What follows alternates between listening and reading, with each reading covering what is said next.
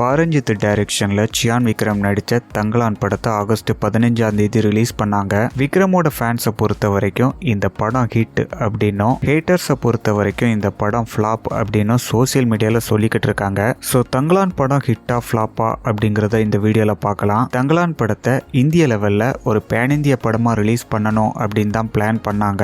ஆனா ரிலீஸ் டைம்ல சில பிரச்சனைகள் காரணமா சவுத்துல மட்டும்தான் ரிலீஸ் பண்ணாங்க. தங்கலான் படம் ஹிந்தியில ரிலீஸ் ஆகுறதுக்கு முன்னாடி பாக்ஸ் ஆபீஸ்ல 100 கோடி கலெக்ஷன் கொடுத்ததா ஸ்டுடியோ கிரீனே ஆகஸ்ட் 30ஆம் தேதி அபிஷியல் அப்டேட் பண்ணாங்க. அதுக்கப்புறமா டிசம்பர் 6ஆம் தேதி தான் தங்கலான் படத்தை நார்த்ல ரிலீஸ் பண்ணாங்க. அங்கேயும் இந்த படத்துக்கு ஒரு நல்ல வரவேற்பு கிடைச்சிருந்தது. ஓவராலா தங்கலான் படம் ப்ராஃபிட்டபிளா முடிஞ்சது அப்படிங்கறதுனால தான் சியான் விக்ரமும் தங்கலான் படத்துல ஒர்க் பண்ண எல்லா டெக்னீஷியன்ஸையும் ஃபேமிலியோட வர சொல்லி அவங்க எல்லாத்துக்குமே ஒரு பெரிய ட்ரீட்டை கொடுத்திருந்தாரு. இது எல்லாத்தையுமே தாண்டி சில பேர் தங்கலான் படம் ஃபிளாப் அப்படின்னு சொன்னாலுமே அது எல்லாத்தையுமே முடிச்சு விடுற மாதிரி இப்ப ப்ரொடியூசர் சி.வி. குமார் ஒரு இன்டர்வியூ கொடுத்திருக்காரு. தங்கலான் படம் தியேட்ரிக்கல் ரன், தியேட்ரிக்கல் ரிவ்யூ இது எல்லாத்தையுமே தாண்டி படத்தோட ப்ரீ பிசினஸ்லயே ப்ராஃபிட்டபிளா தான் முடிஞ்சது அப்படிங்கறத சொல்லியிருக்காரு. ஸோ தங்கலான் படம் கண்டிப்பா பிளாக் பஸ்டர் ஹிட் தான், அதுல எந்த சந்தேகமும் கிடையாது. இப்போதைக்கு சியான் விக்ரம் வீர தீர சூரன் படத்துல ஒர்க் பண்ணிட்டு இருக்காரு. படத்தை ஜனவரியில ரிலீஸ் பண்ண போறாங்க.